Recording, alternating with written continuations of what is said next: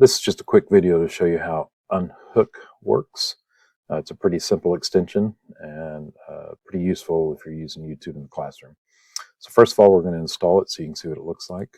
Come over here to the extension and add it to Chrome. It's only asking for a very small amount of permissions, so there shouldn't be any problem with this. So we'll add the extension, and then you can see what the icon looks like here.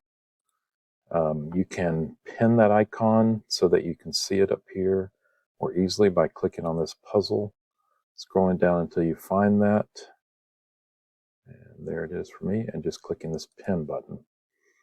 And now that one shows up here.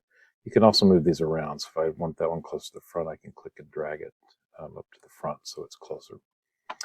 Then I'm going to close this window, and let's go over to a YouTube video. So you can see all this stuff that's here on YouTube, and right now Unhook is turned off. So what I'm going to do is I'm going to turn it on, and then there's a number of different settings that you can use. And this setup here, the generic setup, is typically good for what you need, but you can play with it to make it do a little bit more. But let's see what this does. So this is what comes when you install it. I'm just going to refresh the page. And now you can see, there we go. Now you can see that this is what cleaned up on it. There's still a few things here, so let's clean those up as well. I'm going to come back here, scroll down. I don't want comments to show up, so I'm going to turn that off. You can see those go away. The video info, which is this part down here, if I turn that off, that goes away. You can even turn off this header part up here by doing that, but you may want to keep that just so you've got the search option still. The other thing that you probably want to hide is hide mixes.